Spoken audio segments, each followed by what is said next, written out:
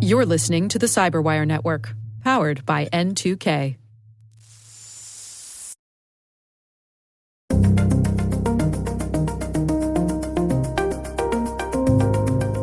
Hello, everyone, and welcome to N2K Cyberwire's Hacking Humans podcast, where each week we look behind the social engineering scams, phishing schemes, and criminal exploits that are making headlines and taking a heavy toll on organizations around the world.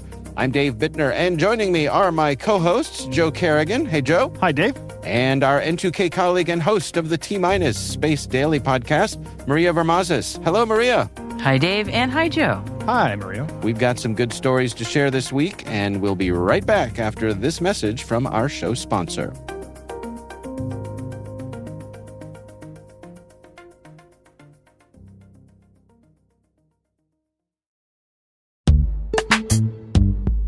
But first, a word from our sponsors at KnowBe4. Time travel would be a particularly powerful tool in the hands of any overworked InfoSec professional. Think about it. Being able to see the future and know which malicious emails would be missed by all the existing filters. Your ability to stay one step ahead of the bad actors would rise to a whole new level. Unfortunately, our sponsors haven't cracked time travel just yet. They are, however, introducing a new phishing protection product that can block and remove dangerous phishing emails before your users even see them. Stay with us, and in a few minutes, you'll learn how.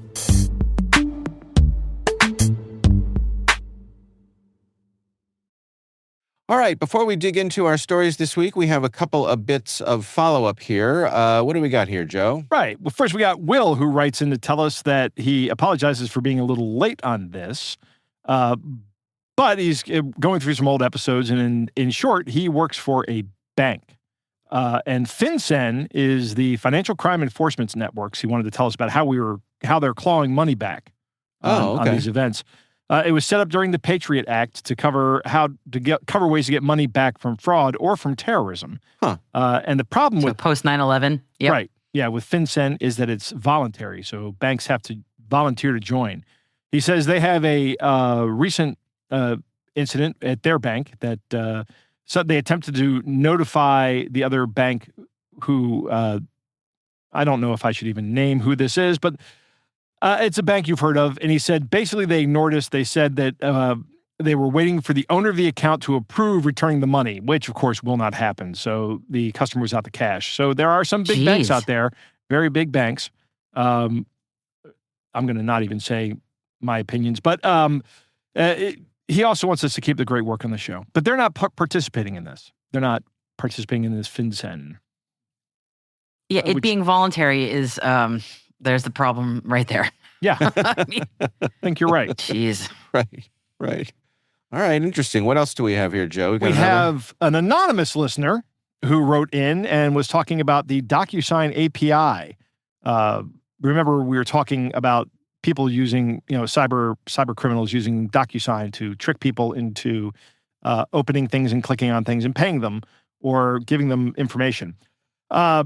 This is a illegitimate use of a legitimate tool, the API. So he writes in and he says, I love the show and how it provides awareness and education about social engineering. I hope this email may contribute. In my role, I have looked at a lot of these DocuSign API emails and wanted to share some indicators of attack that I see frequently. A DocuSign email that was sent via the DocuSign API will show that it was sent via the DocuSign API by having XAPI host field in the header and a DocuSign host name as the value. Okay, so you immediately know that's how you can scan for a DocuSign email. That's how you can scan for a DocuSign email. I personally will not be doing that, but yes, right. Okay. No, of course. Let's say you're an email system administrator. Right. Okay. Yes. Right. He says that's how one can do that. Yes. That's right. The reply to field for these phishing emails, all the ones that our listener has seen, all have some free email account, like a Gmail or an Outlook.com or Mail.com, or the field can be blank. Oh, right. Okay. So there's nothing. Interestingly, he says the to field sometimes is sent to a similar domain, not the recipient's domain, but the recipient is blind carbon copied. So I think they do that so they can shove like 100 email addresses into the BCC field and send it all out with one click. Yeah, right. That makes sense. That makes sense. Yep. Scammers Cast are that lazy, wide net. just like the rest of us, right? So he says creating 2 email rules on these emails, on these fields will quarantine them. First, check the API host field with DocuSign with a DocuSign value and the reply to with any of the free domains, right? So if you see one of these DocuSign emails come in and it's got a reply to it, Gmail, just put it in quarantine. Don't even send it out. Yeah. Yep. Yep. And the same, check the same the reply to field for not having an @ symbol, which means it doesn't have an email address. It's a really simple way to check for an email address. You don't have to write a big regular expression. Just say, does it have an @ Then it's not valid. If it doesn't. I see. Okay. Because if it's blank, that's what it is. Right. He said he hopes that this information is not too technical, but useful to somebody. So thank you, A. Nani Mouse. I think it'll be helpful to the technical. Yes. Yes. I would agree. All right. We appreciate you sending that information in. Good stuff. And, of course, we'd love to hear from you. If you have something you'd like to share with us, you can email us. It's hackinghumans@n2k.com. All right, let's jump into our stories here. And Maria, you have the honors here. You want to start things off for us? Yeah. It's the holiday season. Well, it was inevitable. Right. Yeah, now that song's in your head. It won't go away. And you're very welcome. I'm going to get hate mail for that. Maria's coming down the chimney tonight. Let's keep going, Joe. Keep going.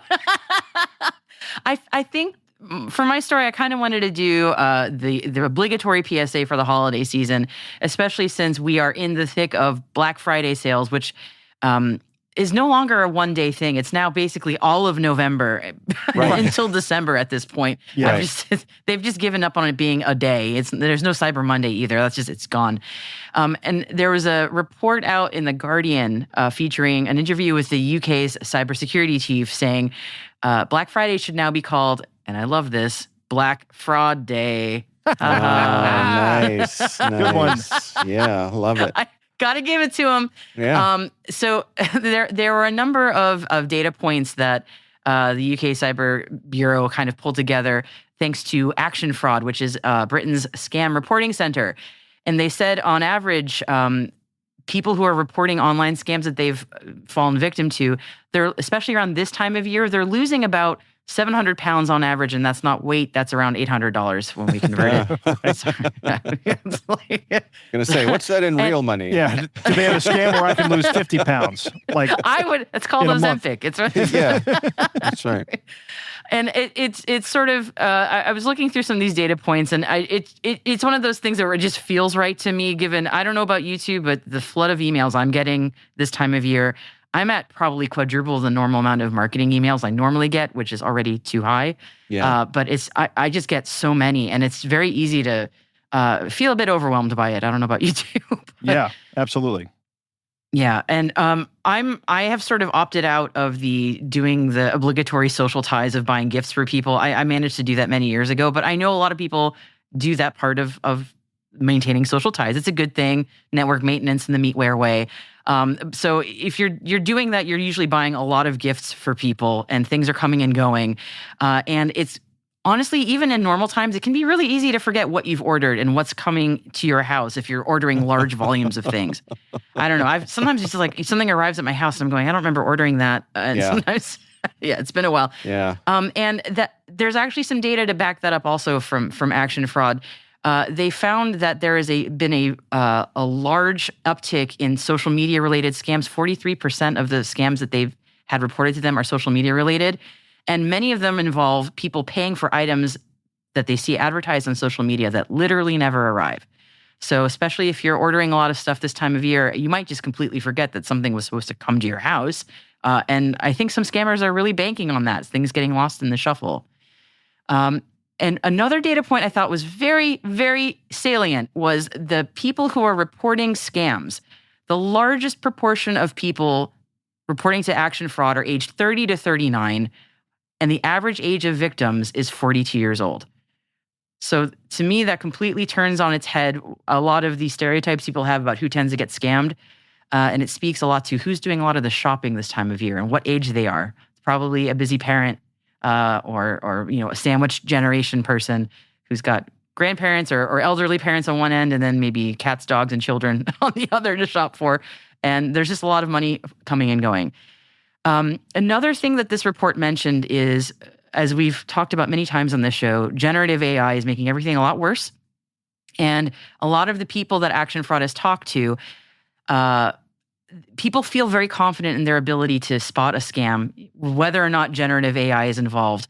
And I think there was a McAfee survey that they said 59% of people said they feel confident that they can identify deepfakes or AI-generated content, which is red alert. Yeah, well, we are all very overconfident on that. Yeah, and my story's going to not touch on this, be about this as well. But I think that's remarkable that 59% of respondents say they feel confident in this. That's high, I think. Too high. That's very, very high. Yeah, every time I've taken one of those, can you tell if this picture is AI or real? I do miserably. So it's very humbling. I really recommend doing it. Yeah, it's not the extra fingers or feet for hands thing anymore. It's way more sophisticated than that. So I just sort of wanted to put a PSA to our listeners about all of this, all these data points, because if you're listening to this show, chances are you're very, very aware, well, I would hope so, of these kinds of scams and fraud. But I'm very curious how much we think the regular person knows and how much has percolated to the general world. Because we've talked a lot about on the show about how generative AI has made scams really easy to pass the sniff test. But a lot of people still are looking for the very obvious signs that aren't necessarily going to be presenting anymore. So, the hilarious emails with the laden with typos or the really obvious looking fraud website. Those are the easy ones. It's the ones that are harder to spot. I don't know if people know to even look for those. So tell your friends, tell your family. Right. There's an element of this that there's a reality to this that in my life that I'm not proud of, but it is the reality. And that is that when the holidays come around and it's time to start buying gifts, my wife and I just go to Amazon, right? Like, we just go to Amazon because everything's there. It's easy. It comes to us. We can ask family members to make a request on Amazon. We can, generally when you order from Amazon, you're going to get the thing you ordered. Yes, I do know there are some exceptions. and there are counterfeit items and things like that. But it just makes it easy. And there's a part of me that likes that, because there's less a chance of being scammed. But on the other hand, it means I'm not shopping at that Main Street, person who has the brick and mortar store, because it's so easy Small Business to Saturday. use Amazon. Yeah. Yeah. Yeah. And I think to the social media scams point, many people, and I'm just going to say it, a lot of women who are doing a lot of the shopping, and I include myself on this. You see an ad on Instagram or a social media platform of choice, and you feel that sense of this must be okay because it's the proximity to my friends that I trust, and it's it sort of lulls you into that sense of false security, and so it's very easy how these social media platforms have made it seamless to check out and shop while you're still on the platform. Like Instagram has these integrated shops now. It's you don't even have to leave the app anymore to do your shopping. It encourages you to shop at smaller boutiques, but you may not actually get the thing you ordered, and it's very easy to forget that you ordered it. So right. Yeah, I have never shopped on a social media platform. Like, I've never bought anything from a vendor on there. I've gone and purchased things off Facebook Marketplace, but every time I do, I'm going to go and meet you somewhere and give you cash for the product. And that's how that's going to work. And if that's not how it's going to work for you, then guess what? We're not doing business. Thank you. Yeah. I can think of one or two times where I purchased something that I first saw on Facebook, but I did not buy it through Facebook, through the Facebook interface. I went to the company's actual website, or I don't trust Facebook at all for anything. I don't want to, there's not a platform I want to transact through. Yeah, it's not. You don't want to reward them for their terrible corporate citizenship. Right. Yeah. Right. By enabling them to profit from your business, your purchases. Yeah, I feel the same way. Oh, all right. Interesting. So I don't mean to judge, Maria. I'm not saying. I'm just sort of like, well, that's nice. Right. There are a lot of people. I mean, I want to say I actually do a lot of my shopping through Instagram, which I'm not proud to admit that, but it is my reality. I know I'm not alone. That's okay. I'm not Well, judging you. Have you ever been scammed? You totally judged me, and I'm feeling it right now. I'm sorry. Don't feel bad. It's okay. I accept your judgment. It's all right. Yes. Have you ever been scammed, Maria? Oh, I'm sure I have. I've probably been scammed and didn't even know I'd been scammed. That's the perfect crime. Yeah, it would be the height of arrogance for me to think that I haven't been scammed. Nothing comes to mind recently. I tend to be really, really diligent about keeping track of things that I've purchased.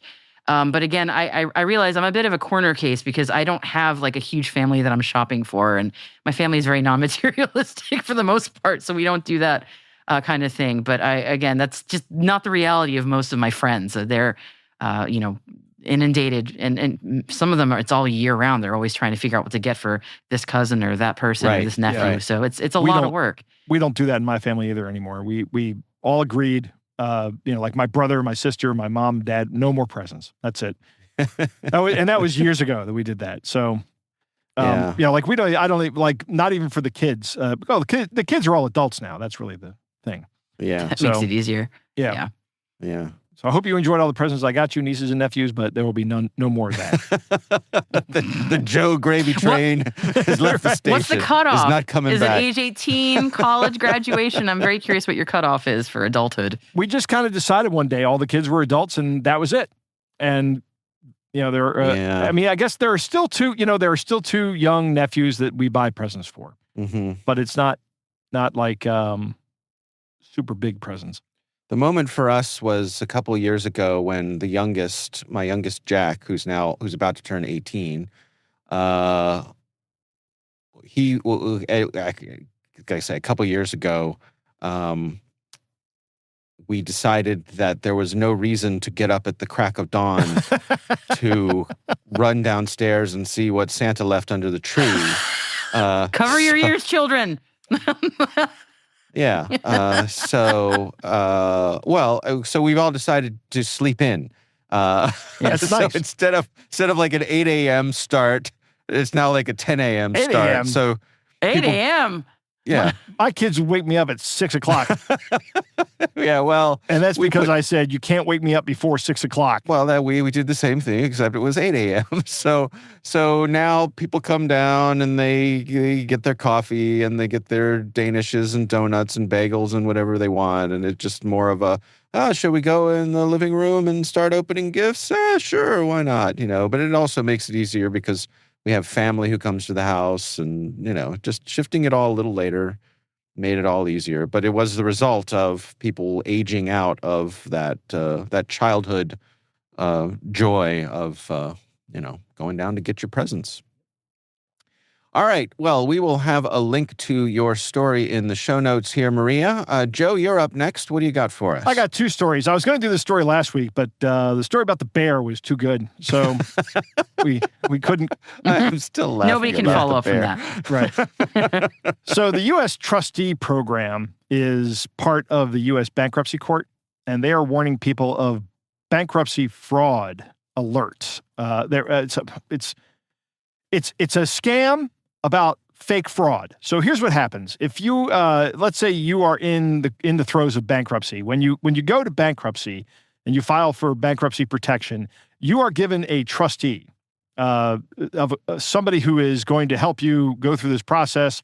And what they're doing here is they're saying, these scammers are saying, we're from the bankruptcy fraud watchdog group, and they're sending out information accusing debtors of failing to disclose assets in their bankruptcy case. So when you go into bankruptcy, you have to disclose all your assets. Not disclosing assets is criminal. But these guys are saying we can waive any penalties for a one-time fee of $450 in Bitcoin or paid via QR code for avoid further legal consequences. I see. The actual watchdog group in the bankruptcy system is saying, no, don't fall for this. This is not how this works. This is not what we do. Right. We do not accept payment in Bitcoin. and we will not let you, if you try to defraud your creditors by hiding assets, we will not waive any penalties by assessing you a $450 fee. Right. I think it's actually pretty severe. Are there any federal agencies that actually legitimately take Bitcoin? Like, can you pay your taxes with Bitcoin yet? I don't think so. I don't think there are. Not yet. Just yet, wait. yeah. Just you that's wait. true. That's true. It's coming. Yeah. You're going to have to that's pay it right. in Doge. Yeah. Okay.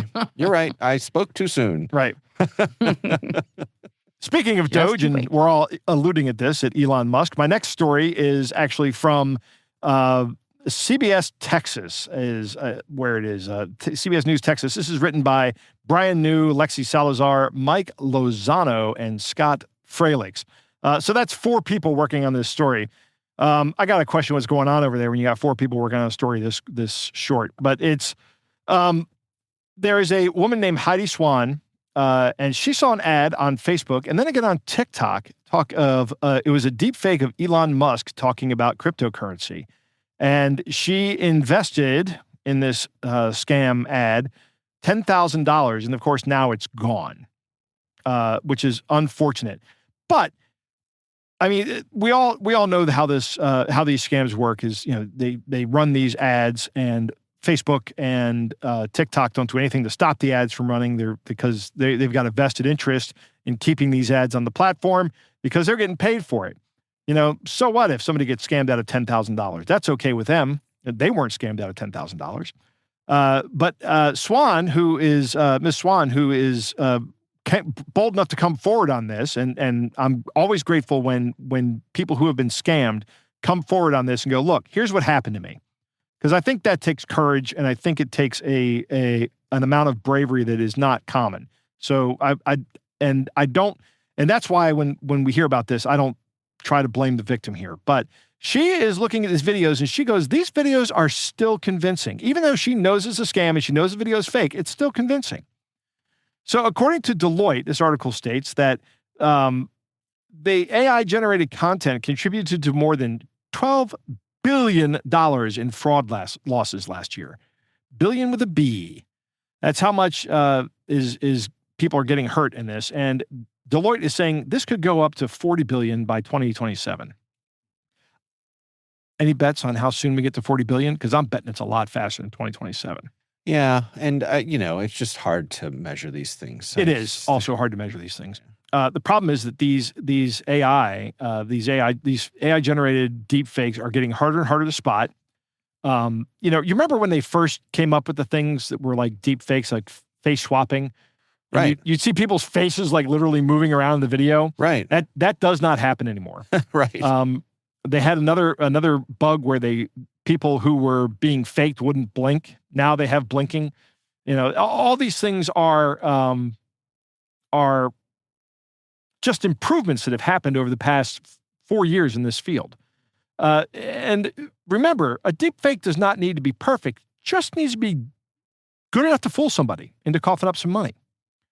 So CBS News, the Texas I-Team, they put 5 websites, and this is admittedly an unscientific test, but they took 6 deepfake videos, and they tested 5 sites, one called Deepware, one called Attestive, or maybe that's Attestive, I don't know.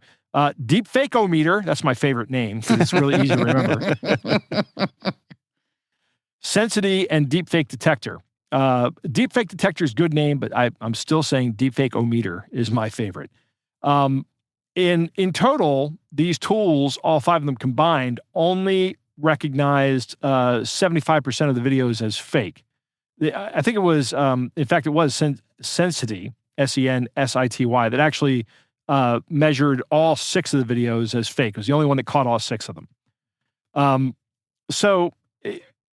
Here's the thing. We can't, as internet users, right, go around and say, I wonder if this is real, and then dump a video that we've seen into 6 different engines that will tell us whether or not it's real or fake. I barely have time to do that when somebody with a suspicious-looking LinkedIn photo connects with me on LinkedIn. But I still do it, Dave, because I'm very interested in how it works.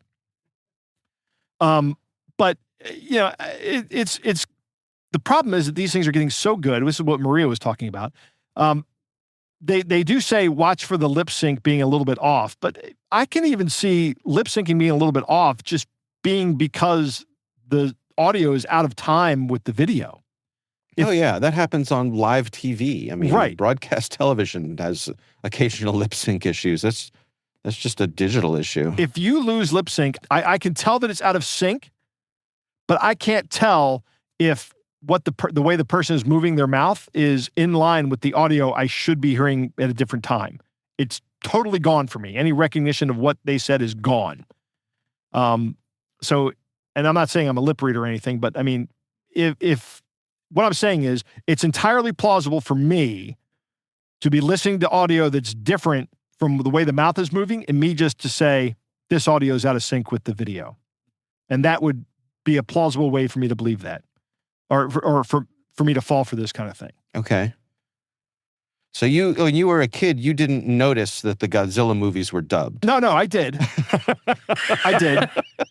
But I couldn't tell that the people were, it didn't look to me like the people were speaking Japanese. It just looked like they were, maybe they were speaking English, but it was just out of sync. Right. No, you can tell that things don't add up. But what I'm saying is, if you watch a video that's out of sync and somebody says, "Hello, Dave," and you see their mouth make the move, "Hello, Dave," there's no join on that data for me. Okay. Is what I'm saying. Yeah. Yeah, I see it, but I just to be my world. So right.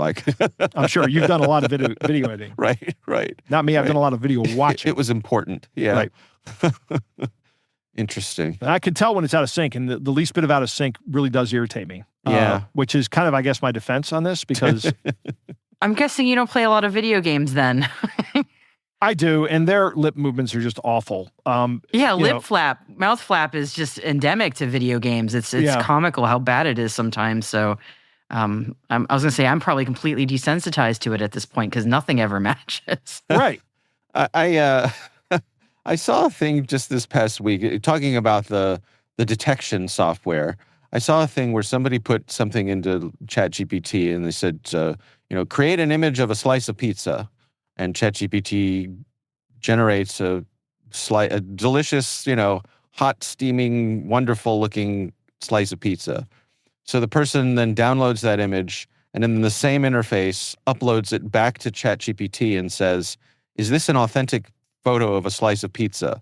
And ChatGPT says, "Absolutely, it looks real to me." It's like, you just generated this 2 minutes ago. Right. Total amnesia. That's great. Yeah. So, all right. Well, interesting stuff. As always, we will have links to these stories in the show notes. We are going to take a quick break before we get to my story to hear this message from our show sponsor.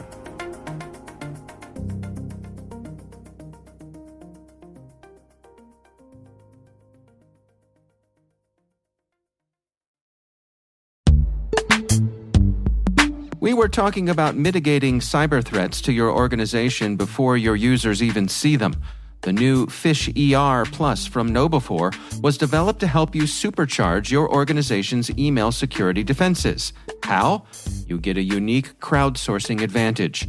More than 10 million highly trained KnowBe4 end users from across the globe catch and report malicious email that makes it through all the filters. KnowBe4's Threat Lab then validates it with AI and with human researchers. Fish ER Plus blocks phishing threads other tools have missed and proactively removes them from your users' inboxes. Not quite time travel, but we think you'll agree it's a vital capability in any InfoSec professional's arsenal. Visit knowbe4.com/products/fisher-plus to learn more. That's knowbe4.com/products/fisher-plus. And we thank KnowBe4 for sponsoring our show.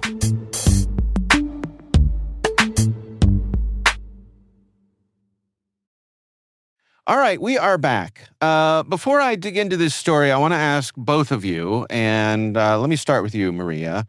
In your life, do you feel as though you have ever crossed paths with a serious con man? or con woman, a con person?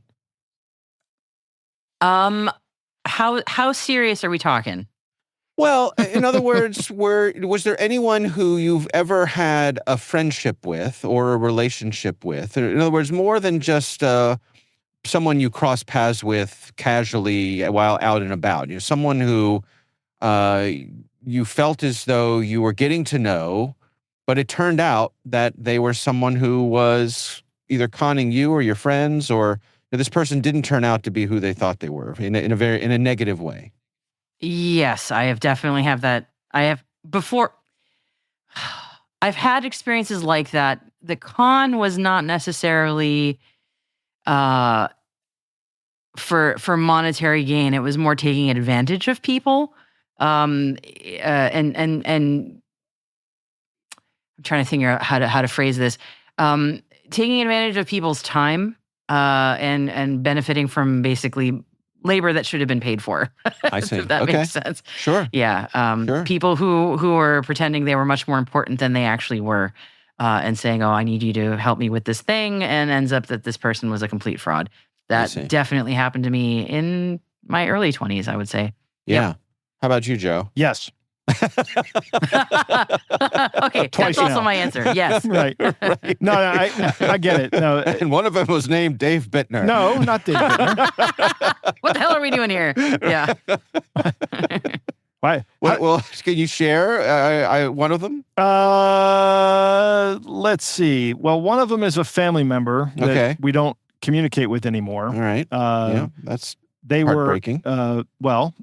they were skilled in the way of the scam, if Okay. you will, the scam way, Gosh. if you get it. I see. Sure, sure. Oh, yeah.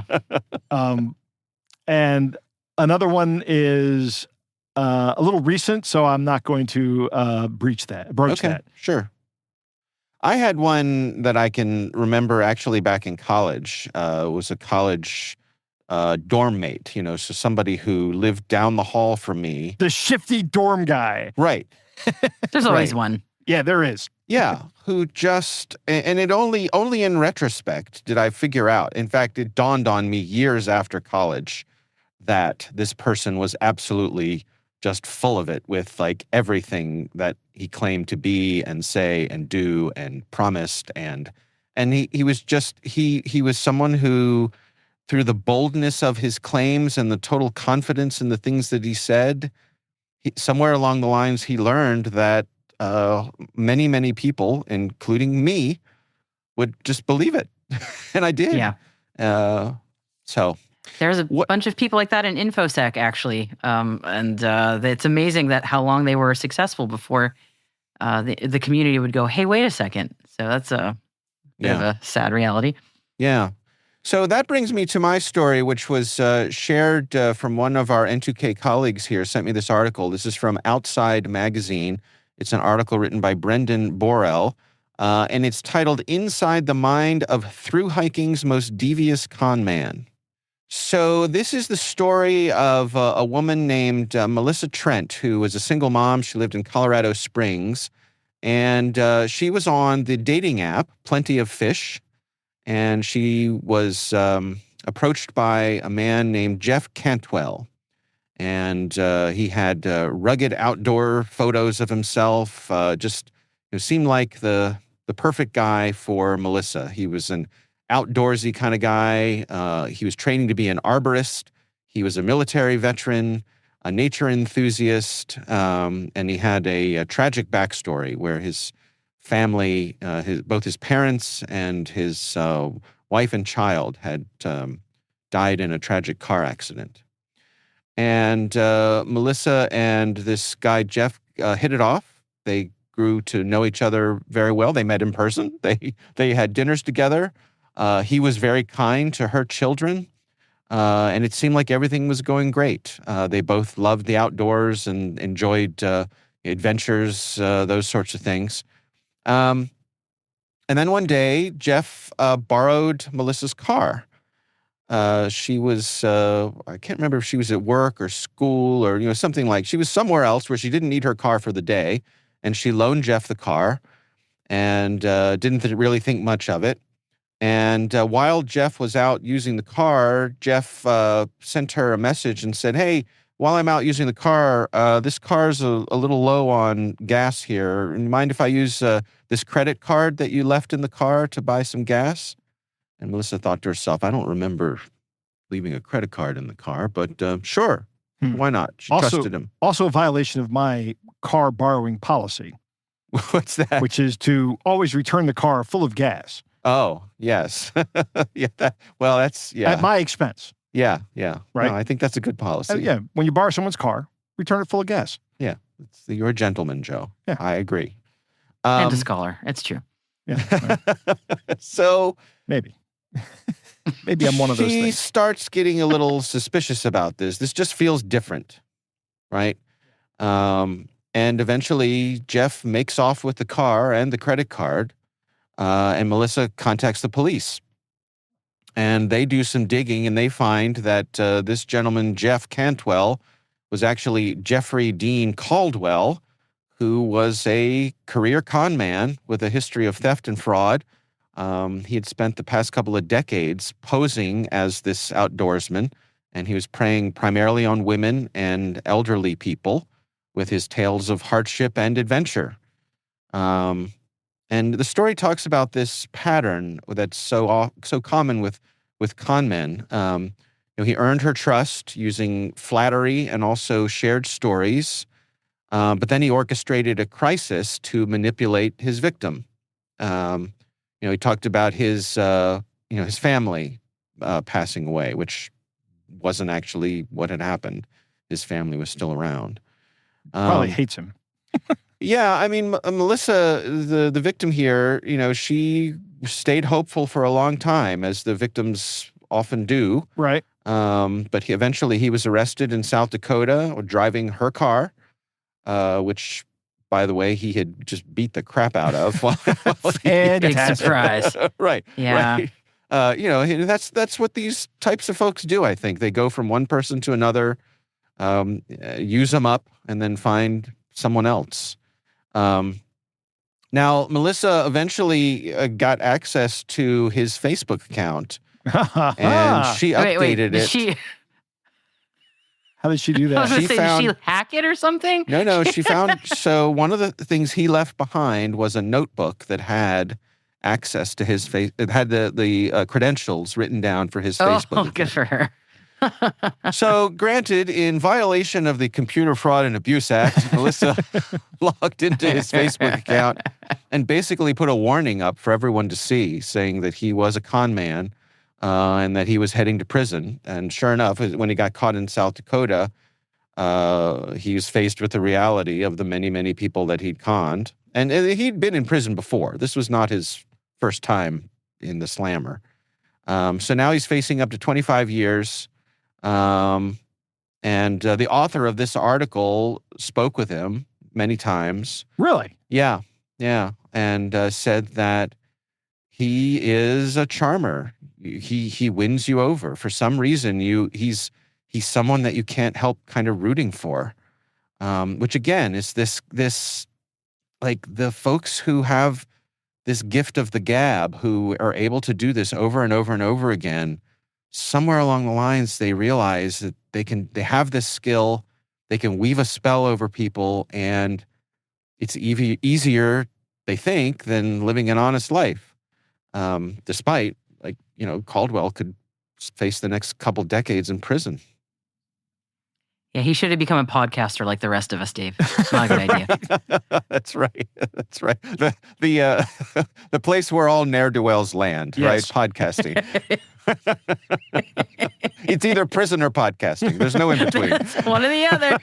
That's right. That's how it goes. Yeah. So hopefully, soon we won't be down to two hosts of this show. Everybody's taking bets on which one of us is going to prison. which one will fall first? What's the over-under on that one? Yeah. So it's an interesting read. There's a lot more details here. We'll have a link in the show notes. I recommend that folks check it out. This is one of those articles you can send around to your friends because it really does have so many of the the indicators that seem obvious in retrospect, but as you're in the middle of it, you could understand how people would fall for this sort of thing. People are, they create a connection and they tug at your heartstrings, and they're so good at doing that. They're effortless at doing that. And folks fall for it and, end up losing a lot of money.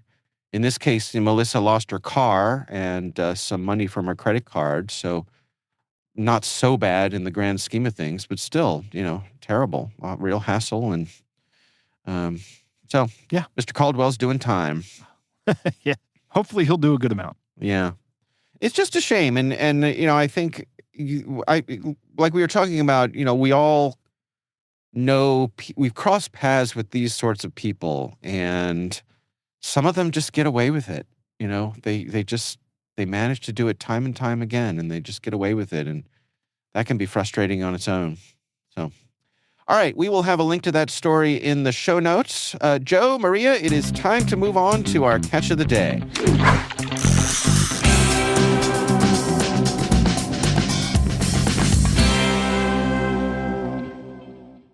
Dave, our catch of the day comes from Raul, who says, this was sent to my mother, whom I've educated over and over again about what to look for when it comes to a scammy/spammy text message. Now, Raul notes that his parents' first language is not English, so bear that in mind, and that seems to have an impact on how they would overlook the bad grammar, which I think is an excellent observation we've never really addressed here. That if you're not a native English speaker, some of the stuff may not seem as hilariously awkward, right? As it does to us.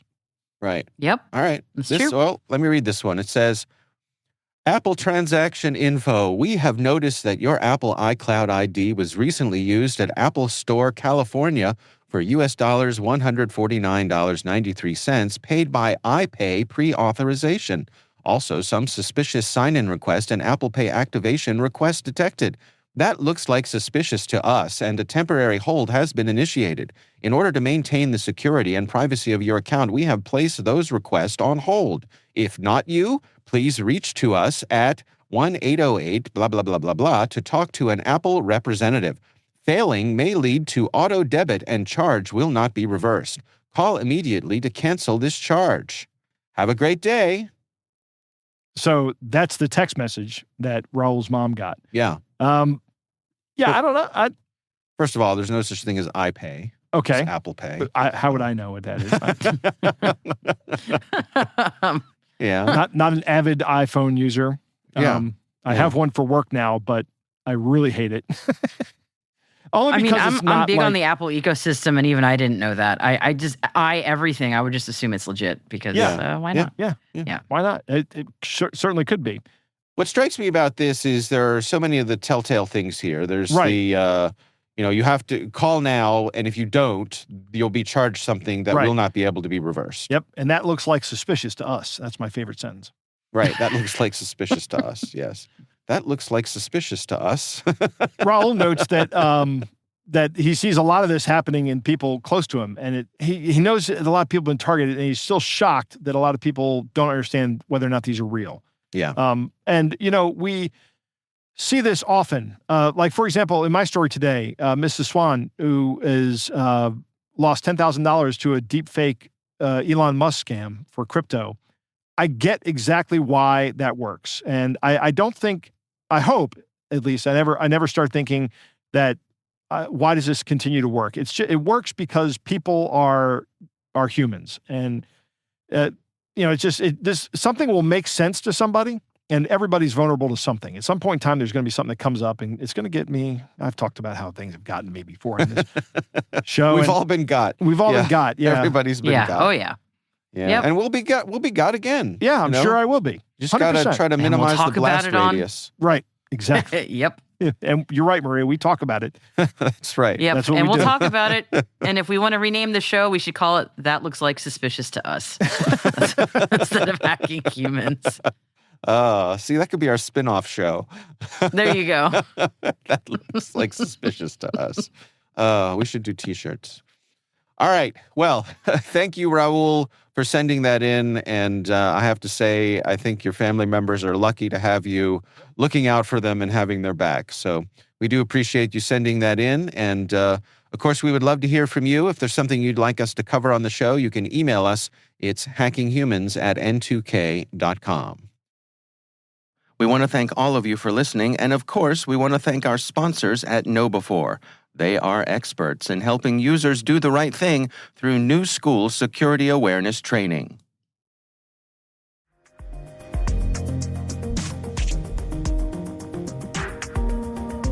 That is our show. We'd love to know what you think of this podcast. Your feedback ensures we deliver the insights that keep you a step ahead in the rapidly changing world of cybersecurity. If you like our show, please share a rating and review in your favorite podcast app. Please also fill out the survey in the show notes or send an email to hackinghumans@n2k.com. We're privileged that N2K Cyberwire is part of the daily routine of the most influential leaders and operators in the public and private sector, from the Fortune 500 to many of the world's preeminent intelligence and law enforcement agencies. N2K makes it easy for companies to optimize your biggest investment, your people. We make you smarter about your teams while making your teams smarter. Learn how at n2k.com.